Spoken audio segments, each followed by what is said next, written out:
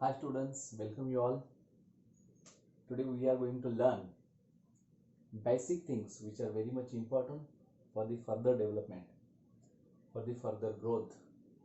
तर तुम्ही म्हणत असाल की we are going to learn असं सर का म्हणायला लागलाय तुम्ही? तर मीही शिकतोय, म्हणजे माझ्या मताप्रमाणे कसं शिकायचं हे शिकणं म्हणजे शिकवणं आहे. कसं शिकायचं हे ज्यावेळी आपण शिकतो ना, ते खरं शिकवणं असतं. म्हणजे तुम्ही सुद्धा शिकताय कसं हे ज्यावेळी समजतं तुम्हाला, तुम्ही कसं शिकायचं हे शिकताय, त्याच वेळी तुम्ही खऱ्या अर्थाने शिकवायला सुरू करू शकताय.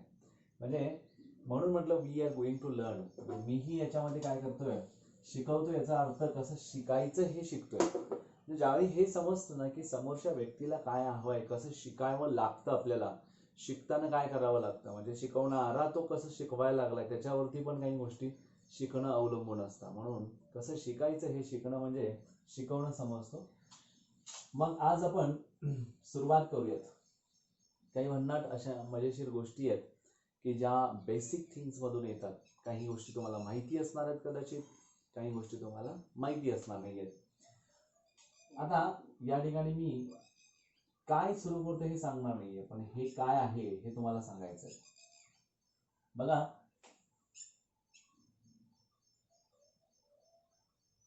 हा पार्ट आपल्याला शिकायचा. आता यामधला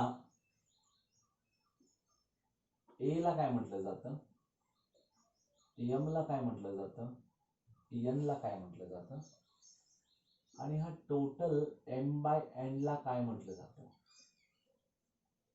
बघा मी काय काय म्हणतोय. आता सगळ्यात महत्वाची गोष्ट आहे, पटकन सगळ्यांच्या लक्षात पण आलं असेल, 8th मध्ये झाला होता. मला वाटतं 6 पासून याची सुरुवात होती, पण 8th मध्ये ह्याचा पूर्ण म्हणजे तुमचा 8th चॅप्टर होता 8th मध्ये, आय थिंक इंडायसिस म्हणून. आता आठवलं असेल, इंडायसिस म्हटल्या लक्षात आलं असेल. तर मग हा ए कोण आहे, एम बाय एन कोण आहे. तुम्हाला सगळ्यांना माहिती आहे की this is nothing but a fraction. बरोबर आहे.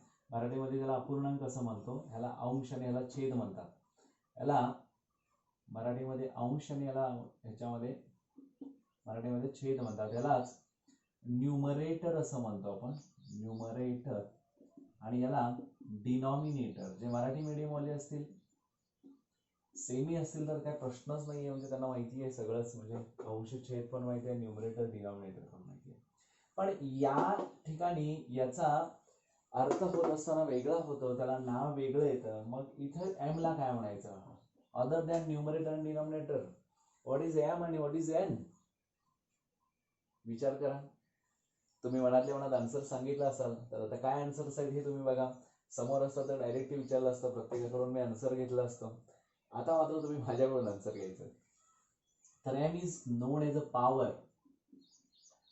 तुम्हाला कदाचित शक्तिमान आठवतो काही माहित नाही, म्हणजे शक्तिमान तुमच्या वेळी होता की नाही माहित नाही, पण याच्या पूर्वीच्या काही बॅचेस मध्ये मी म्हणायचं जयकॉल द ग्रेट सायंटिस्ट, अंधेरा कायम राहील, पॉवर असं म्हणायचं ना. तर मुलांना लक्षात ठेवण्यासाठी शक्तिमान लक्षात ठेवा, जयकॉल द ग्रेट सायंटिस्ट आहे ना, तो आला की नाही म्हणा पॉवर म्हणायचा. म्हणजे हा ही जी पॉवर आहे त्याला मराठीमध्ये घात असं म्हटली जाते. काय म्हटलं, घात.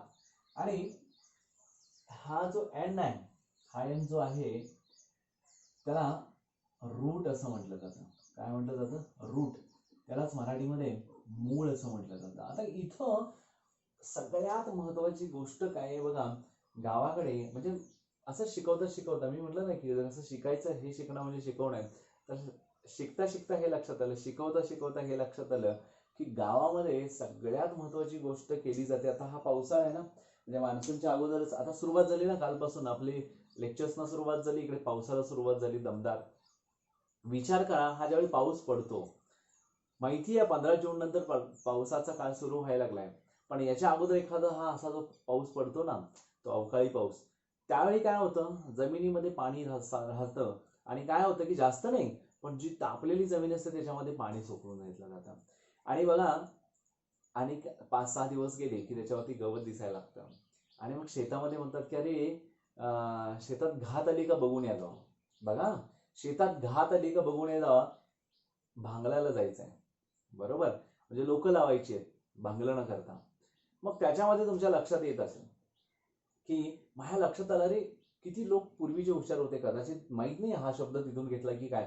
जमीन आहे आपली, जमीन, बरोबर, आणि या जमिनीवरती ही जी माती आहे, त्या मातीला बघा पाऊस ज्यावेळी पडतो आणि मग ऊन पडतं, एक दिवस पडून गेला, 2 दिवस पडला, त्याच्यानंतर ऊन पडलं की ही माती बघा भुसभुशीत नंतर होती. म्हणजे माती अशी होती की अगदी छान, म्हणजे पाणी मुरल्यामुळं ते छान तयार होते, म्हणजे ओली होती, आणि मग परत ऊन पडलं की त्याला थोडीशी सुटते अशी, म्हणजे.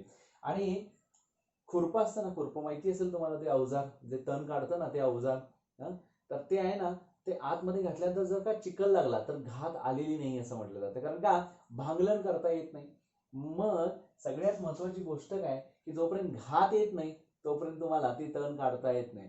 बरं, घात कुठं समजते, वरल्यावर समजते, ह्या मातीमध्ये असं खुरपं, अशा पद्धतीचं खुरपं असतं की नाही. आणि हे जे खुरपं आहे ते तुम्ही चालवलं त्याच्यामध्ये की काय होते, मातीशी भुसभुशीत लागली की म्हणतात अरे घात आली, घात आली. म्हणजे वरच्यावर तुम्हाला ह्या मातीवरून काय समजतं, घात समजते. पण घात कशासाठी बघितली जाते हो. तुम्ही घरात असाल, शेतकऱ्यांची मुलं असाल किंवा शेतकरी असाल, घरातली काही तुमची शेती असेल म्हणूया, शेतकऱ्यांची मुलं म्हणण्यापेक्षा घरी शेती असेल, तर ज्यांच्याकडे शेती आहे त्यांना हे लगेच लक्षात येतं, घात वरल्यावर समजते, मात्र ही घात कशासाठी केली जाते, मुळं निघतात की नाही बघण्यासाठी. घात आली नसेल ना तर त्या तणाची मुळं निघत नाहीत, आणि ही मुळं कुठे असतात, खालती असतात. बघा, घात वरती असतो आणि मुळं खालती असतात. म्हणजे याच्यामध्ये या पूर्ण m/n ला आपण काय म्हणतो माहितीये, ए चा घातांक असं म्हणतो, चा घातांक, याला काय म्हणतात, घातांक. यालाच इंग्लिश मध्ये इंडेक्स असं म्हटलं जातं, वेगळं लिहिलंय मी का, तर हा खूप महत्वाचा आहे, हा घातांक म्हटला जातो, त्याला मराठीत इंग्लिश मध्ये इंडेक्स असं म्हटलं जातं. हा total m/n is known as index, आणि त्याच्यामध्ये हा पॉवर आहे m, आणि n हा कोण आहे, रूट आहे, हे लक्षात घ्या. समजलं घात आणि रूट कसं आहे. तणाचे रूट्स असतात इथं, तण असेल वर इथं असं, तर हे तणाचे रूट्स असतात, म्हणजे रूट खाली असते आणि घात आपल्याला मातीतच समजते. म्हणजे वरती जो पण कोणी असतो तो घात असतो, आणि खाली जो असतो तो मूळ असतो. That is called as the power. सांगते आपली पॉवर किती चालणार आहे, खुरप्याची पॉवर किती चालणार आहे, हे सांगणार कोण आहे, माती आहे, सँड ती आहे, माती आहे तिथली, बरोबर ना, सॉइल आहे. आणि त्याच्यानंतर मग रूट्स खालून निघणार आहेत त्या खुरप्याने, बरोबर आहे. म्हणजे काय, पॉवर आणि रूट हे लक्षात घ्या. हे तुम्हाला कंपल्सरी सगळ्यांना माहिती आहे.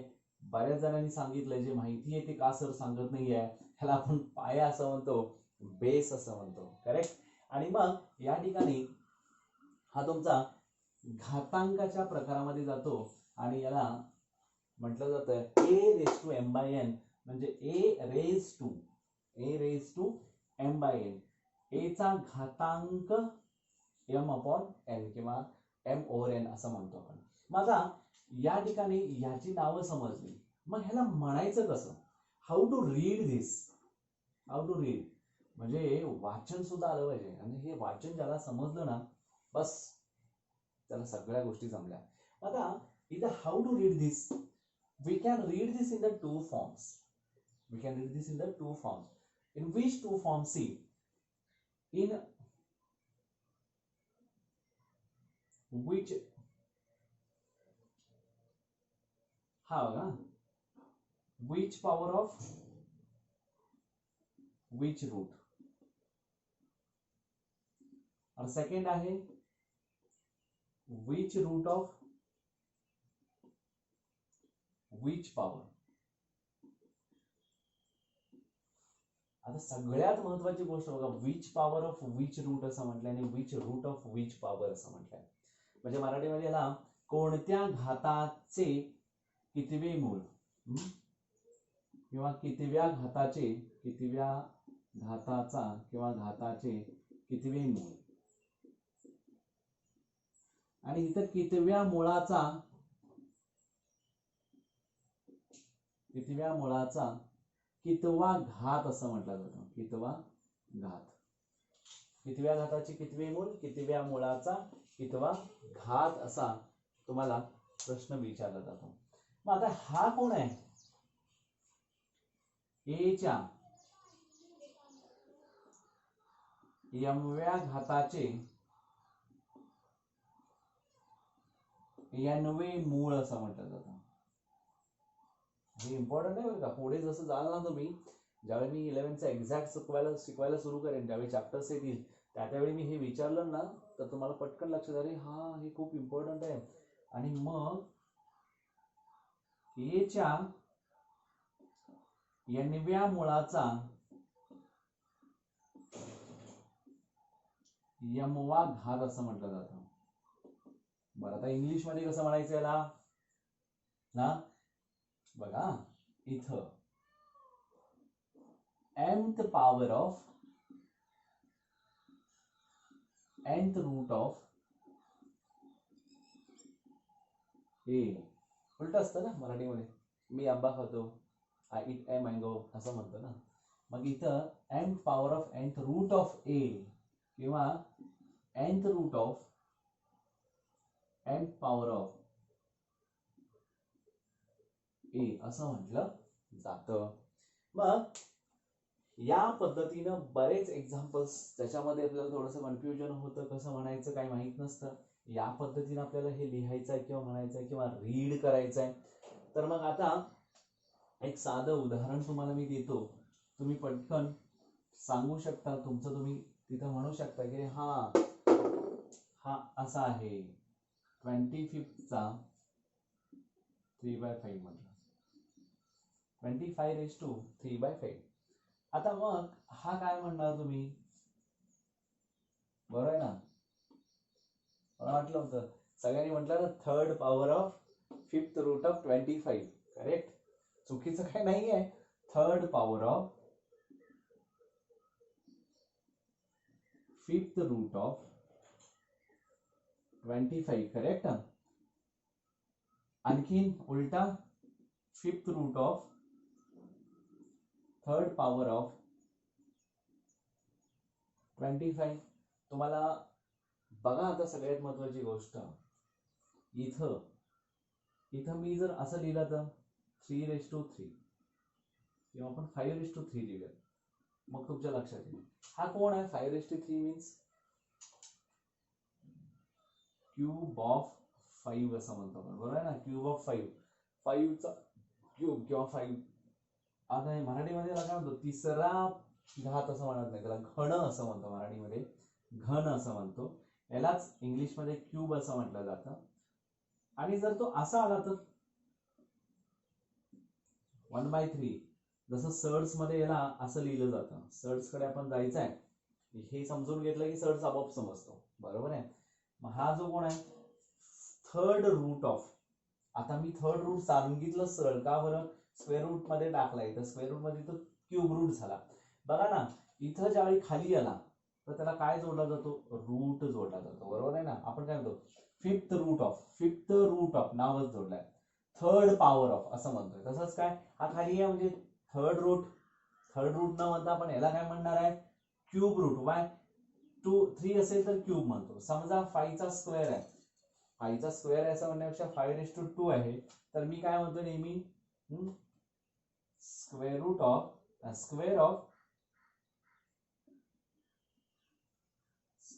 5, बरोबर आहे ना. 5/2 म्हणतो, 5 स्क्वेअर म्हणतो किंवा स्क्वेअर ऑफ 5 म्हणू. मग हा जर असा लिहिला गेला तर 1/2 खाली आहे ना, सेकंड रूट म्हणतो ना आपण, रूट मध्ये आहे सेकंड रूट, त्याच्यापेक्षा आपण त्याला काय नाव देतो, स्क्वेअर रूट ऑफ 5. मग अशा वेळी आपल्याला हे बदलत जायचं आहे, प्रत्येक वेळी आपल्याला हे लक्षात आलं पाहिजे. म्हणून ह्याचं आता पुन्हा नामकरण काय होतं बघा, how to read this. Cube of power form मध्ये असेल तर क्यूब म्हटला जातो, 2 असेल तर स्क्वेअर म्हटला जातो, तो खाली असेल तर क्यूब रूट म्हटला जातो, आणि खाली 2 असेल तर स्क्वेअर रूट म्हटला जातो. म्हणून cube of 5th root of, ह्याला काही वेगळं नाही, याला रूटच म्हणायचं, 5th रूट ऑफ 25. आणि परत इथं असेल काय 5th रूट ऑफ FIFTH लिहिलं तरी चालतं. Fifth root of cube of 25. Correct. आता या पद्धतीनं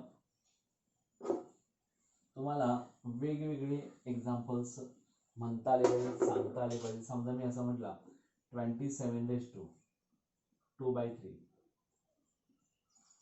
how to read and find the value of this म्हटलं तर काय करणार, you have to find out ना. मग आता सांगा, लॉगॅरिथम मध्ये जे एक्झाम्पल्स असतात तिथं हे तुम्हाला फाइंड आउट करावं लागतात, त्याचे आन्सर्स पण द्यावे लागतात. तर इथं काय होतं बघा, square of cube root of 27 किंवा cube root of square of 27. तुम्हाला माहित आहे आन्सर काढण्यासाठी ह्यातलं कोणतं इम्पॉर्टंट रीडिंग आहे, रीडिंग कोणतं इम्पॉर्टंट आहे, square of cube root of 27 ना, square of cube root of 27 आणि cube root of square of 27 ह्यातलं पहिलं इम्पॉर्टंट आहे. स्क्वेअर ऑफ कुणाचा स्क्वेअर, क्यूब रूट ऑफ 27 चा, क्यूब रूट ऑफ 27 चा. इथे काय cube root of square of 27, मग 27 चा स्क्वेअर करा, मग त्याचा क्यूब रूट काढा. खूप लेंदी आहे ना. बघा कोणतं सोपं होतं, 27 चा स्क्वेअर चा क्यूब रूट का 27 च्या क्यूब रूट चा स्क्वेअर. बघा म्हटलंय काय म्हटलंय, square of cube root of 27 और cube root of square of 27. बरं कोणतं पडतं बघा, 27 चा स्क्वेअर माहिती असेल तर किती, 729 ना. आता 729 कोणाचा आहे, क्यूब कोणाचा क्यूब आहे बघा ना, 9 इंटू 9 इंटू 9 हा 81 झाला इंटू 9, 9 1 जा 9 8 जा 72 आहे ना. मग हा काय क्यूब रूट ऑफ 27 सगळ्याला माहिती आहे काय, क्यूब रूट ऑफ 27 3 आहे आणि 3 चा कोण झाला, हा स्क्वेअर झाला, दॅट इज इक्वल टू काय आला 9 आला. फॉर दॅट बेसिक थिंग्स मध्ये एक एडिशन करून घ्या, बेसिक रेडी रेफरन्स ना, फॉर फर्दर रेडी रेफरन्स. आता आपण रेडी रेफरन्स सुरू आहे. हा रेडी रेफरन्स साठी काय पाहिजे, तुमचे 30 पर्यंत सगळे टेबल आले पाहिजेत मराठीवाले. 30 पर्यंत टेबल म्हणजे पाडे, 30 पर्यंतचे पाडे आले पाहिजेत, टेबल्स 30 पर्यंतचे, स्क्वेअर्स 30 पर्यंतचे आले पाहिजेत आणि क्यूब सगळे तुम्हाला 15 पर्यंत तरी किमान माहित पाहिजेत. हे तुम्हाला आलं की पट पट पट पट आन्सर्स पण देता येतात, कॅल्क्युलेशन पॉवर तुमची वाढते. फॉर दॅट ह्या ज्या गोष्टी आहेत आता आपण ह्या ज्या सगळ्या बघितल्या त्या बेसिक म्हणून खूप महत्वाच्या आहेत. सॉरी, तर हे लक्षात आलं कशा पद्धतीने आपल्याला आन्सर्स काढायचे. आता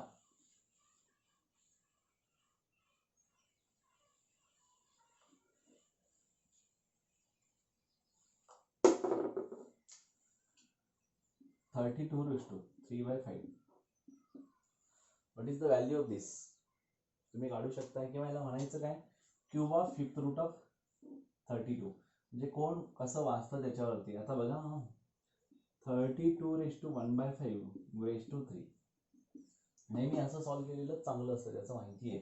32 हा 2/5 चा आहे, म्हणजे इंटू 1/5 म्हणजे गेला (3) म्हणजे किती आलं 2/3 म्हणजेच किती आला 8 इज द आन्सर.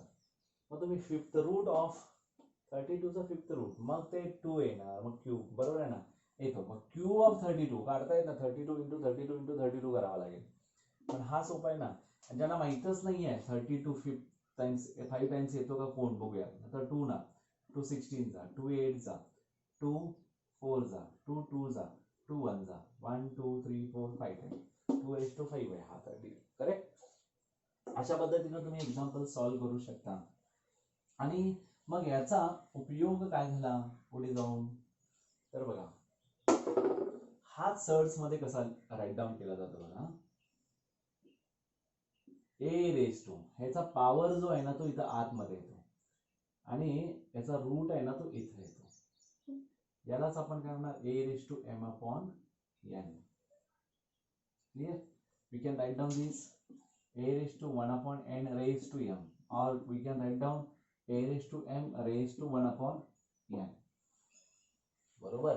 आणि याला आपण डिग्री असं म्हणतो याची, बरोबर आहे. ह्या टोटल ह्याला मराठीमध्ये तुम्हाला सर्डला काय म्हणतात माहितीये? करणी. देवाजीची करणी नाही, नारळाच्या आत पाणी असं म्हणतात. आणि करणी इथे वेगळा प्रकार आहे, आपण तिकडे लक्ष द्यायचं नाही, आपण सायन्सचे माणसं आहोत, ठीक आहे. असू शकेल पण आपल्याला काही त्याच्याशी देणं घेणं नाही. पण ही करणी ही आपल्यावरती झाली पाहिजे व्यवस्थित. ह्याला काय म्हणतो माहिती? याला पहिला काय म्हणतात माहितीये का? याला साईन आहे, साईनचं नाव आहे. जसं आता पाऊस झालाय, पावसानंतर काय होतं, पावसामध्ये चिखल तयार झाला. गारगोडीकडच्या भागामध्ये आपल्याकडे चिखलाला राड पण म्हणतात, रॅड म्हणतात. रॅड झाली सगळं. रॅड वरून लक्षात आलं असेल मी काय म्हणायचंय मला. याला नाव आहे तसं. बघा, अशा काही गोष्टी असतात ना, पावसाळ्यामुळे आता सुरुवात झाली. अरे तुम्हाला बाहेर गेलं चिखल दिसला असं, आणि आपण सरांचं बोलणं आठवलं, रॅड म्हणत होते सर, म्हणजे रॅडिकल साईन असं म्हणतो आपण, रॅडिकल साईन आहे ना, रॅडिकल साईन. राड तुमच्या समोर आली, रॅड तुमच्या समोर आली, चिखल तुमच्या समोर आला, की you have to think that की बाबा हा रॅडिकल साईन आपल्याला शिकवलं. त्याच्यावरून आपल्याला काय करता येतं, रिलेट करता येतं. अरे हा रॅडिकल साईन, त्याला नेमोनिक टेक्निक्स असं म्हणतो. त्या नेमोनिक टेक्निक्समुळे काय होतं की आपल्याला लक्षात राहायला सोपं जातं. म्हणजे बघता क्षणी ती गोष्ट आठवते, बरोबर ना. जसं एखाद्या फंक्शनला गेला असाल आणि नवीन एखाद्या कुठल्या तरी पिक्चर मधलं गाणं लागलं असेल, आणि केव्हाही ते एखादं गाणं लागलं की तुम्हाला तो फंक्शन आठवतो. लाईक दॅट अशाच गोष्टी असतात ज्या मी आता तुम्हाला सांगायला लागलो. जसं की शेतामधला विषय निघाला, कोणी भांगलणीला चाललंय किंवा हातात खुरपी घेऊन कोणी लोक चाललेत, तर तुम्हाला पटकन आठवलं पाहिजे a⁻m/n. m is nothing but power and n is the root. a is the basic, पाया आहे ना, बेस आहे. मग इथं रॅड लक्षात आली तुम्हाला, पायाला लागली घाण किंवा काही पण चिखल एखादा, तर तुमच्या लक्षात आलं की this is nothing but a radical sign. Okay, this is a radical sign. आणि याला काय म्हणतात? रॅडिकल साईनच्या आत असणार रॅडिकंट, कर्णिस्थ संख्या. ही करणी म्हणतात, त्याला कर्णिस्थ संख्या असं म्हणतात.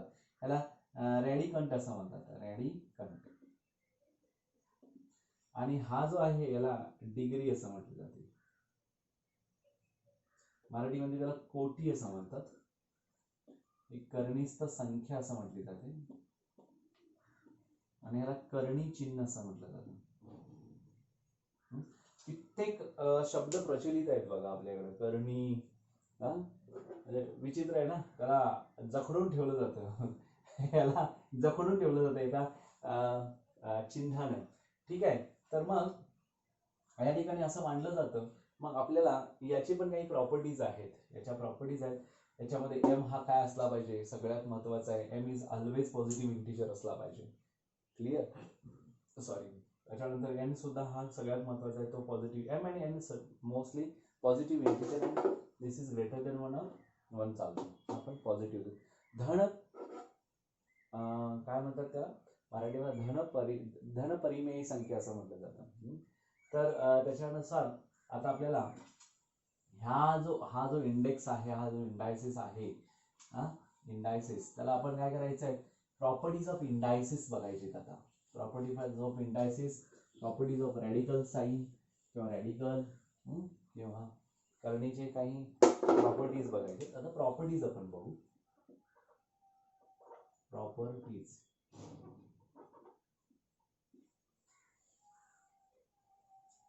तर प्रॉपर्टीज काय त्याच्या, किंवा लॉज ऑफ इंडायसिस आपण बघू.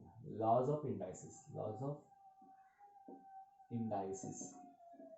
तर laws of indices, first law सगळ्यांना माहिती आहे, तरी पण मी पुन्हा रिवाइज करतोय मेंदूला चालना मिळण्यासाठी.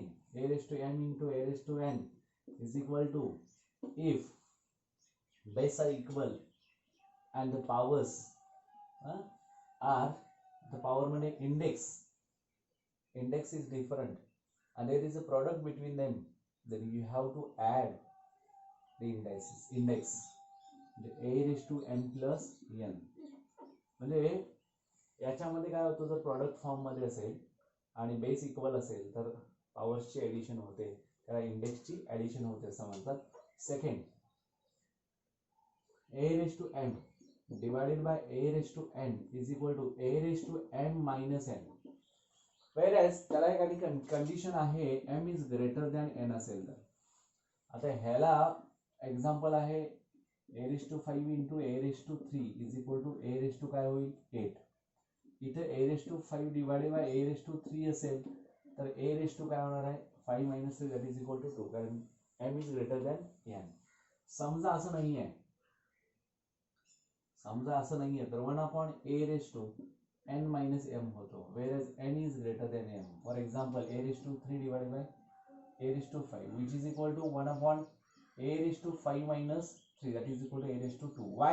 Because we know that this is nothing but a raised to minus 2 आणि त्याचा पुढे येणार a raised to minus m is equal to 1/a raised to n. आपण ते बघू शकतो. थर्ड नंबर आहे a raised to m raised to n. मगाशीच आपण बघितला होता या दोघांचं मल्टिप्लिकेशन होतं परत इंडायसिसचं मल्टिप्लिकेशन प्रॉडक्ट येतो a raised to m into n और mn असं म्हणू शकतो आपण.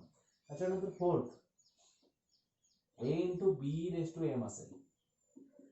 दोन वेगवेगळे नंबर्स आहेत इथं. आता आपण a raised to 5 raised to 3 घेतला तर काय होणार a raised to 15 होणार. करेक्ट आहे. Here a raised to m into b raised to m. We can give the separate index to the both. That means here 3 into 5 raised to m असेल. 3 raised to m into 5 raised to m असं म्हणू शकता किंवा लक्षात आलं का या पद्धतीने आपण मांडू शकतो. Fifth a upon b raised to m असेल तर a raised to m upon b raised to m. Similarly 3/5 raised to m म्हणजे 3 raised to m upon 5 raised to m. Separately त्याचं काय द्यायच्यात पॉवर द्यायच्यात आणि किंवा त्याला इंडेक्स असं म्हणतो आपण. पॉवर का म्हणायचं कारण त्याला डिवाइडेड बाय 1 आहेच, त्याला डिवाइडेड बाय 1 आहे म्हणजे तो फक्त पॉवरच्या फॉर्म मध्ये राहतो कारण त्याचा रूट 1 असल्यामुळे. 6 a raised to minus m is equal to 1/a raised to m म्हणजे निगेटिव्ह असेल पॉवर तर तो 1 अपॉन खाली जात असताना डिनॉमिनेटर मध्ये जात असताना तो पॉझिटिव्ह होतो. सिमिलरली हियर म्हणजे n is greater than m असल्यामुळे हा 3 - 5 -2 येतो ऍक्च्युली. मग a raised to -2 हा काय झाला 1/a² च्या फॉर्म मध्ये येतो. मग आता आपल्याला काय करायचं आहे हा असा आला हा कसा आला अशा पद्धतीने आला तर मग लास्ट त्याच्यामध्ये एक आहे a raised to 0 म्हणजे anything raised to 0 is equal to 1. 325 raised to 0 is equal to again 1. 1 lakh raised to 0 1 whatever maybe it is. तर हे जे आहेत हे झाले laws of indices. These are the very much important for the further logarithm. Actually logarithm मध्ये लॉगचे जे काय प्रॉपर्टीज असणार आहेत ते बघायचे आहेत आपल्याला. तर ते जे आहेत ते याच्या अनुषंगानेच येतात आणि हे इम्पॉर्टंट आहे आणि हे माहिती असेल तर काही प्रॉब्लेम नाही. आता तुम्हाला रिकॉल झालंय काही प्रॉब्लेमच नाही आहे. आता प्रॉपर्टीज बघू आपण कोणाच्या सर्चच्या.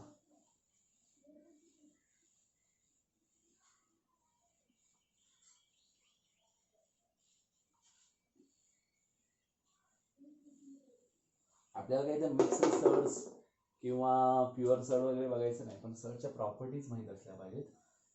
जसं की तुम्हाला माहिती आहे a raised to m this is nothing but a raised to m by n, a raised to 1/n raised to m or a raised to m raised to 1/n. Properties.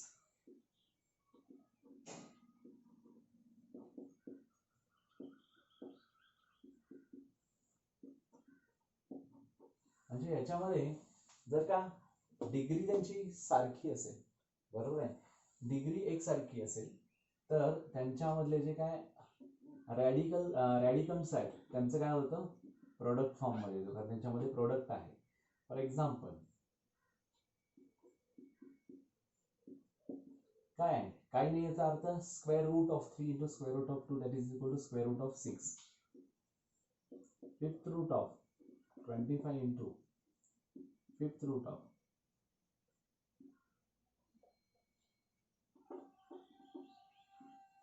25 म्हणजे काय झालं 5th रूट ऑफ 625 अशा पद्धतीने. म्हणजे लक्षात आलं असेल. Second बघा,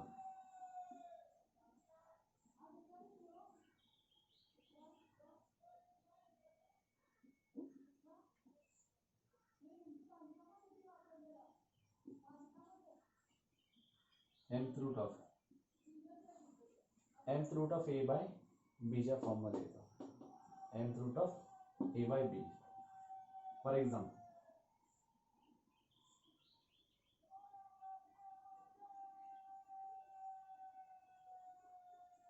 cube root of 6, cube root of 2 काय होणार बघा, क्यूब रूट ऑफ 6/2 म्हणजे आन्सर काय होणार आहे, क्यूब रूट ऑफ 3.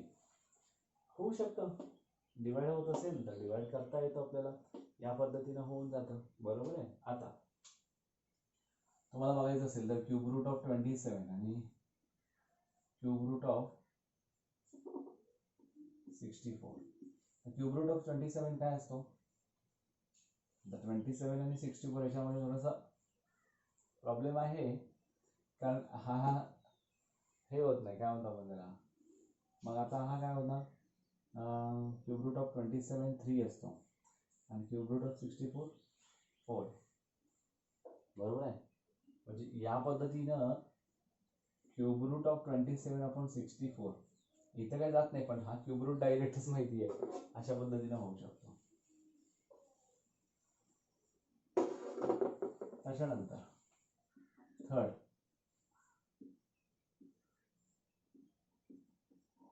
म्हणजे काय,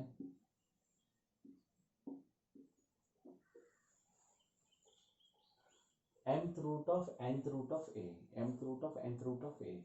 म्हणजे can we write like this, see a raise to m 1/n raise to 1/m.